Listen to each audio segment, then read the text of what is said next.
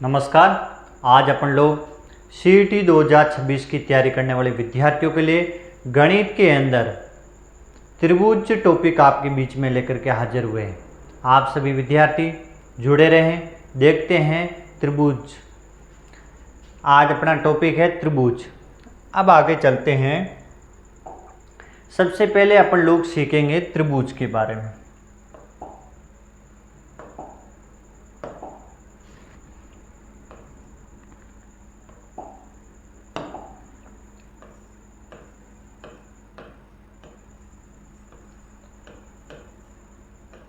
ये है नाम है आपका त्रिभुज। ध्यान से समझना, आप नोटबुक साथ में लेकर के बैठिए, एक एक चीज साथ में लिखिए, आपका सवाल परीक्षा में एक भी गलत नहीं होगा। त्रिभुज आपको पता है, स्त्री, त्रि का अर्थ होता है तीन। त्रि का अर्थ क्या होता है? तीन। भुज का अर्थ क्या होता है? भुजा। जिस आकृति के अंदर तीन भुजाएं हैं उसको क्या कहते हैं? त्रिभुज कहते हैं। तो परिभाषा क्या हो जाएगी? तीन भुजाओं से मिलकर बनी आकृति को त्रिभुज कहते हैं। क्या कहते हैं? त्रिभुज कहते हैं। तीन भुजाएं, त्रिभुज के अंदर भुजाएं कितनी होगी? तीन होगी। तो देखिए, जैसे ये आपका एक भुजा, दो भुजा, तीन, इन तीन भुजाओं से ये मिलकर के आकृति बनी है। इस आकृति को क्या कहते हैं? त्रिभुज। इस आकृति को क्या कहते हैं? त्रिभुज कहते हैं। तो ये आपकी तीन भुजा, एक भुजा, दो, तीन, तीन भुजाओं से मिलकर बनी आकृति को क्या कहते हैं? त्रिभुज। और इसको परीक्षा में कह सकते हैं तीन रेखाखंडों से। तीन रेखाखंड, आपको एक नाम होता है रेखा, एक नाम क्या होता है? रेखा। और एक क्या होता है? रेखाखंड होता है। क्या होता है? रेखाखंड। रेखा का मतलब होता है ऐसी आकृति जिसके दोनों सिरे, एक सिरा ये, एक सिरा ये, दोनों सिरे अनंत की ओर अग्रसर हो, उसको तो क्या कहते हैं? रेखा। रेखाखंड का मतलब दो निश्चित बिंदु, एक बिंदु ये, एक बिंदु ये, दो निश्चित बिंदुओं के बीच की सीधी दूरी को क्या कहते हैं? रेखाखंड। तो तीन, यहां भी आप क्या लिख सकते हो?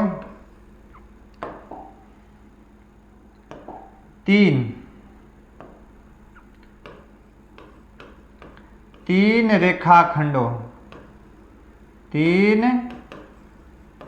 रेखाखंडों से बंद आकृति को त्रिभुज कहते हैं। त्रिभुज कहते हैं। क्या आपकी परिभाषा हुई? तीन रेखाखंड, ये रेखाखंड है। अब एक रेखाखंड, दूसरा रेखाखंड, तीसरा रेखा, तीन रेखाखंडों से बंद आकृति है। इस तीन रेखाखंडों से बंद आकृति को क्या कहते हैं? त्रिभुज। पहले अपन लोगों ने बात की है त्रिभुज। त्रिभुज का मतलब होता है तीन भुजाओं से बंद आकृति को त्रिभुज कहते हैं। और त्रि का मतलब तीन, भुज का मतलब भुजा, फिर ये आपका रेखाखंड। अब आपका ध्यान रखना है बहुभुज। क्या है? बहुभुज। बहुभुज किसे कहते? तीन या तीन से अधिक। बहुभुज का मतलब तीन या तीन से अधिक भुजाओं से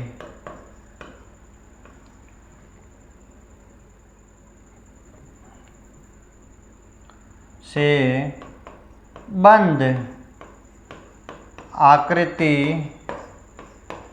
को बहुभुज कहते हैं।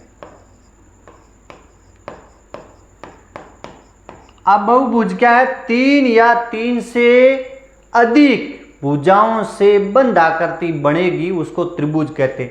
तो आपको पता करना है सबसे कम भुजाओं वाला बहुभुज। सबसे कम भुजा कम भुजा कितनी होनी चाहिए? 3, क्योंकि कम से कम 3 भुजाओं से जब तक किसी भी आकृति में बंद आकृति बनानी है तो उसमें कम से कम कितनी भुजाएं होनी चाहिए? 3 भुजाएं। जब तक उसकी किसी भी आकृति के अंदर नहीं होगी तो उस आकृति को बंद आकृति नहीं बनाया सकता। तो सबसे कम भुजाओं वाला बहुभुज, सबसे कम भुजाओं वाला बहुभुज क्या है? त्रिभुज है। क्या है? त्रिभुज। और त्रिभुज के अंदर भुजाएं कितनी हैं? 3 है। कितनी है? 3। ध्यान रखना, त्रिभुज, त्रि का मतलब 3, भुज का मतलब भुजा। ऐसी आकृति जिसमें 3 भुजाएं। देखो, जिसमें जितनी भुजा होगी, जितनी भुजा उतने कोण। किसी भी आकृति में या इस त्रिभुज में भुजा कितनी है? 3, तो उसके अंदर कोण कितने हैं? 3। ये कोण और ये क्या है? भुजा। एक बात का ध्यान रखना, त्रिभुज के अंदर आपको परीक्षा में पूछा जाए त्रिभुज के अंदर कितने विकिरण खींचे जा सकते हैं। विकिरण का मतलब आपको मैं बताऊं, विकिरण का मतलब होता है 2 शीर्ष। ये आपका त्रिभुज है, 2 शीर्ष, 1 शीर्ष, 2, 3। त्रिभुज में 3 भुजाएं, 3 शीर्ष। 2 शीर्षों को मिलाने वाली, अब इस शीर्ष को मिलाओ तो ये तो क्या है? भुजा है। 2 शीर्ष ये, इनको मिलाओ तो ये क्या है? भुजा है। इन 2 शीर्षों को मिलाओ तो ये भी क्या है? भुजा है। क्या इसके अलावा किसी भी 2 शीर्षों को मिला सकते हैं क्या? नहीं मिला सकते। तो आपको त्रिभुज के अंदर विकिरण कितने खींचे जा सकते हैं, परीक्षा में छोटा सवाल आ सकता है। तो त्रिभुज में विकिरण कितने खींचे जा सकते हैं? 0। कितने? 0। अपन लोगों ने क्या बात की है? अपन लोगों ने ये बात की कि त्रिभुज किसे कहते हैं? त्रिभुज का मतलब होता है त्रिधन भुज। त्रि का मतलब होता है 3, भुज का मतलब भुजा। जिस आकृति के अंदर 3 भुजाएं हैं वो त्रिभुज है। तो 3 भुजाओं से मिलकर बनी आकृति को त्रिभुज कहते हैं। ये रेखा है, रेखाखंड। 3 रेखाखंडों से मिलकर बनी आकृति को क्या कहते हैं? त्रिभुज कहते हैं। और बहुभुज, 3 या 3 से अधिक भुजाएं और से बंद आकृति को बहुभुज कहते हैं। सबसे कम भुजाओं वाला बहुभुज क्या है? वो आपका है त्रिभुज है। क्या है? त्रिभुज। और त्रिभुज के अंदर विकिरण कितने खींचे जा सकते हैं? तो त्रिभुज के अंदर विकिरण 0 खींचे जा सकते हैं। अब अपन लोग चलते हैं त्रिभुजों के प्रकार, त्रिभुजों के प्रकार की ऊपर बात करें।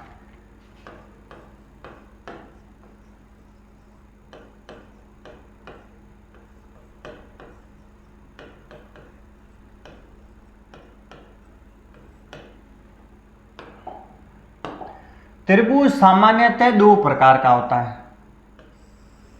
त्रिभुज कितने प्रकार के? 2। एक तो होता है त्रिभुज भुजा के आधार पर, एक होता है त्रिभुज कोणों के आधार। तो भुजाओं के आधार,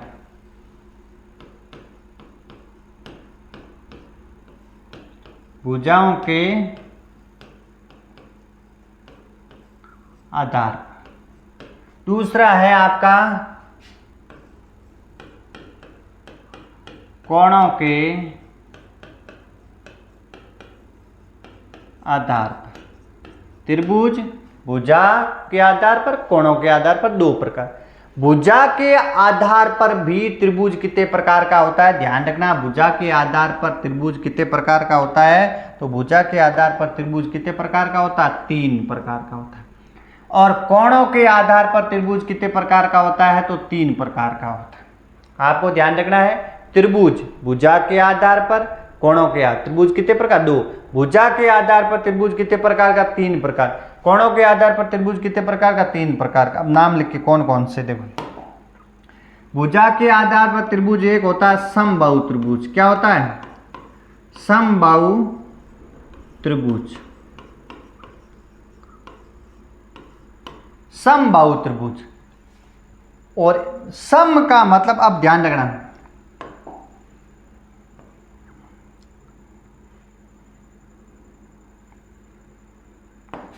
सम, सम का अर्थ होता है सम्मान, बाहु का मतलब होता है भुजा, और त्रि का मतलब होता है तीन, भुज का मतलब क्या होता है भुजा। जिस, यहां आपका त्रिभुज है तो भुजा कितनी होगी तीन, जिसकी तीनों भुजाएं क्या हो समान, जिसकी तीनों भुजाएं समान, उसको क्या कहते हैं समबाहु त्रिभुज। जैसे ये त्रिभुज है, ये इस समबाहु त्रिभुज के अंदर आपको देखना है तो ये भुजा, ये भुजा, ये भुजा, तीनों भुजाएं क्या है आपकी बराबर है, तीनों भुजाएं बराबर हैं, भुजाएं बराबर है, त्रिभुज की तीनों भुजाएं बराबर है तो तीनों कोण भी क्या होंगे बराबर,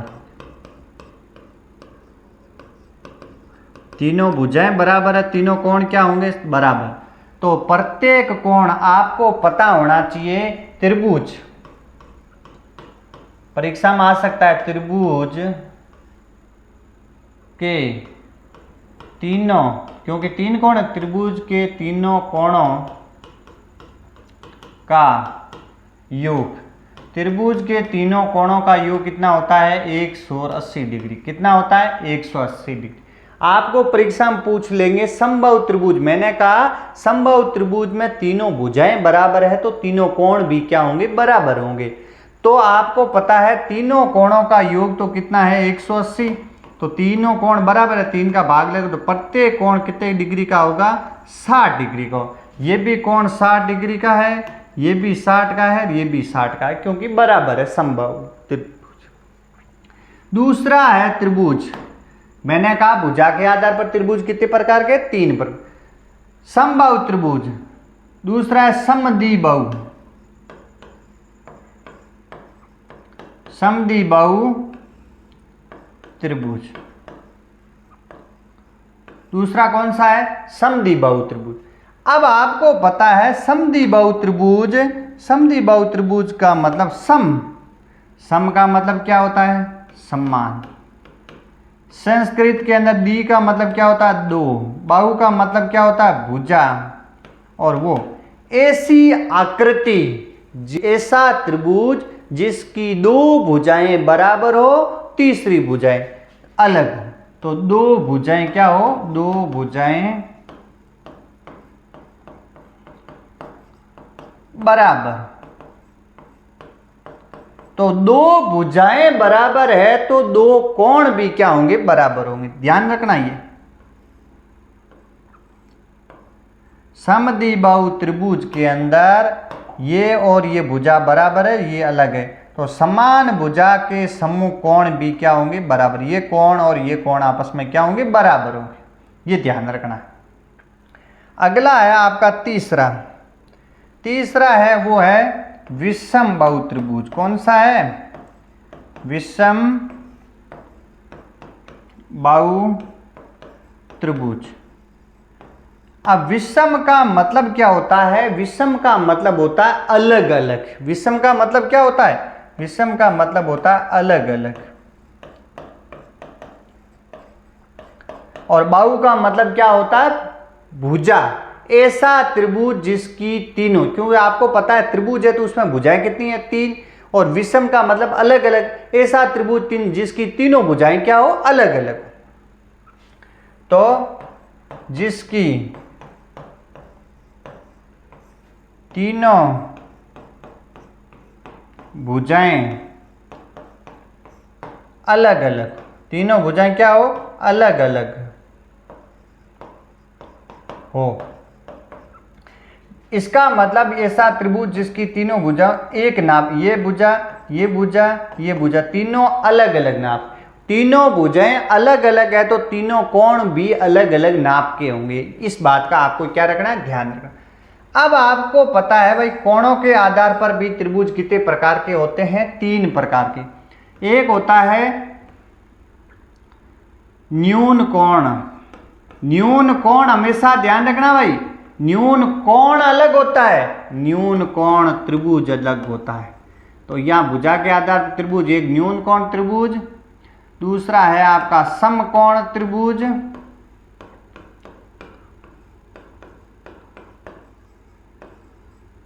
तीसरा है वो है आपका अधिकोण त्रिभुज। अधिकोण त्रिभुज। कोणों के आधार पर त्रिभुज कितने प्रकार के हैं? 3 प्रकार के। एक है न्यून कोण त्रिभुज, एक है आपका समकोण त्रिभुज, तीसरा है न्यून। तो इसमें क्या ऐसा त्रिभुज, ऐसा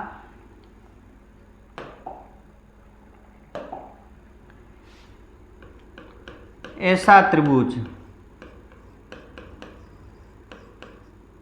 जिसका प्रत्येक कोण 90 डिग्री से छोटा हो। ऐसा न्यून कोण त्रिभुज की परिभाषा क्या है? ऐसा त्रिभुज जिसका प्रत्येक कोण 90 डिग्री से छोटा होगा वो क्या होगा? न्यून कोण त्रिभुज होगा। अब है समकोण त्रिभुज। समकोण त्रिभुज की परिभाषा है आपका ऐसा त्रिभुज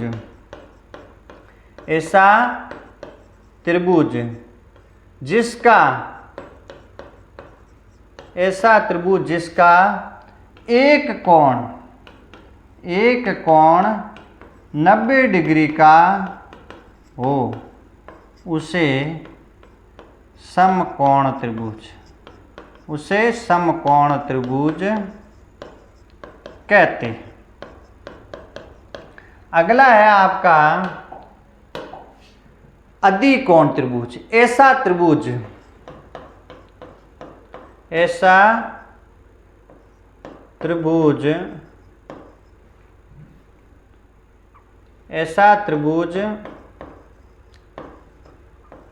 जिसका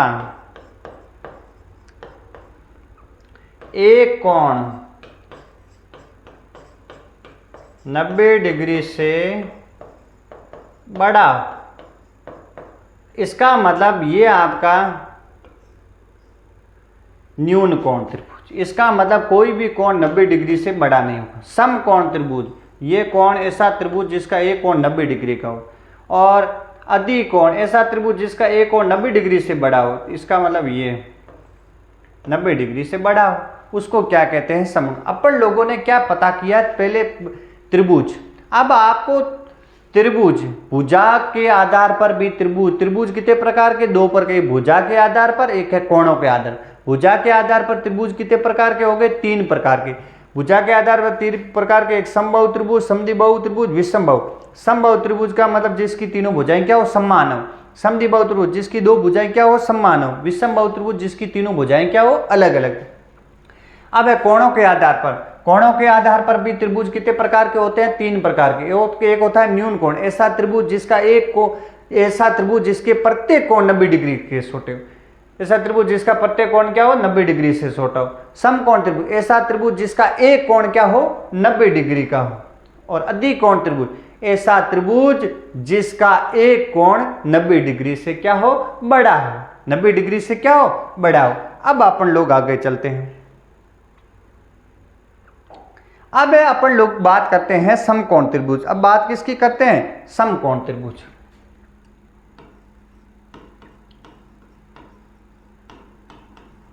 समकोण, ध्यान देना है, ऐसा परीक्षा में कई बार ऐसा सवाल आता है समकोण त्रिभुज। और समकोण त्रिभुज कई दिशा परीक्षण में हर के अंदर समकोण त्रिभुज। समकोण त्रिभुज का मतलब ऐसा त्रिभुज जिसका एक कोण क्या हो? 90 डिग्री का। ये ऐसा चिन्ह कहीं भी बनाया हुआ आपको दिख जाए, ऐसा चिन्ह कहीं भी बनाया हुआ दिख जाए, इसका मतलब कोण कितने डिग्री का? 90 डिग्री का। ये समकोण। और आपको पता है त्रिभुज है, उसमें भुजाएं कितनी है? 3 है, तो कोण भी कितने हैं? 3। हमेशा ध्यान रखना 90 डिग्री के सम्मुख भुजा होती है उसका नाम क्या होता है? आपका उसका नाम होता है कर्ण। उसका नाम क्या होता है? कर्ण। 90 डिग्री के, और ये जो जमीन से टिकी हुई होती है उसका नाम क्या है? आधार। उसका नाम क्या है? आधार। और इसका नाम क्या है? लंब। इसका नाम क्या है? लंब। हमेशा ध्यान रखना, त्रिभुज में ध्यान रखना, त्रिभुज में किन्हीं भी दो भुजाओं का योग सदैव तीसरी भुजा से अधिक होता है। ऐसा सवाल परीक्षा में कई बार पूछा गया है। त्रिभुज में किन्हीं भी दो भुजाओं का योग सदैव तीसरी भुजा से अधिक होता है। तीसरी भुजा से क्या होता है? अधिक। कोई भी दो भुजाओं को, इनको जोड़ो, दो भुजाओं का योग इससे अधिक होगा। ये बड़ी भुजा, इन दोनों भुजाओं का योग इस भुजा से अधिक होगा। इस बात का क्या रखना है? आपको ध्यान रखना। और आपको पता होना चाहिए ये आपका, फिर अपन लोग पाइथागोरस से, यहाँ आपका ऐसा समकोण त्रिभुज दे दे, तीन भुजाएं हैं, इन तीन भुजाओं में से कोई भी दो भुजा आपको परीक्षा के अंदर क्या होगी? दी हुई होगी। तीन भुजाओं में से कितनी भुजा दी हुई होगी? दो भुजाएं दी हुई होगी। तो जैसे आपको हमेशा ध्यान रखना, कर्ण स्क्वायर बराबर होता है आधार स्क्वायर। बराबर क्या होता है? आधार स्क्वायर प्लस क्या होता है? लंब स्क्वायर। प्लस क्या होता है? लंब स्क्वायर। ये आपको सूत्र क्या रखना है? याद रखना है। कोई भी सवाल परीक्षा में आपका गलत नहीं होगा। तीन में से कोई भी दो भुजाओं का, और यहां ध्यान रखना, इस कर्ण का वर्ग शेष दोनों भुजाओं के वर्गों के योग के बराबर होता है। इन भुजा का वर्ग इन दोनों भुजाओं के वर्गों के क्या होता है? योग के बराबर होता है। ये अपन लोगों ने सामान्य जानकारी आज अपन लोगों ने सीखी है। सबसे पहले अपन लोगों ने सीखा था त्रिभुज। त्रिभुज का मतलब, त्रि का मतलब तीन, भुज का मतलब क्या है? भुजा। तीन भुजाओं से मिलकर बनी आकृति को क्या कहते हैं? त्रिभुज। ये रेखा है, ये क्या है? रेखाखंड है। और ये क्या है? बिंदु है। ये क्या है? बिंदु। बिंदु का मतलब परिभाषा क्या है? पेन या पेंसिल की नोक से बनी आकृति को क्या कहते हैं? बिंदु। इसका क्षेत्र न तो लंबाई होती है, न चौड़ाई होती है, न ऊंचाई होती है। और त्रिभुज ये भी रेखाखंड है, एक निश्चित बिंदु है, ये भी निश्चित, इन दो निश्चित, ये रेखाखंड, ये निश्चित बिंदु, ये रेखाखंड, ये रेखाखंड। तो तीन रेखाखंड से मिलकर के एक क्या बनता है? त्रिभुज बनता है। बहुभुज कम से कम तीन या तीन से अधिक भुजाओं से मिलकर जो आकृति बनती है उसको क्या कहते हैं? बहुभुज। और सबसे छोटा बहुभुज पूछा जाए, सबसे कम भुजाएं कौन से बहुभुज के अंदर होती है? तो वो होता है आपका त्रिभुज होता है। और त्रिभुज के अंदर कोण तीन होते हैं, भुजा तीन होती है। और विकिरण त्रिभुज के अंदर कितने खींचे जा सकते हैं? तो 0 खींचे जा सकते हैं।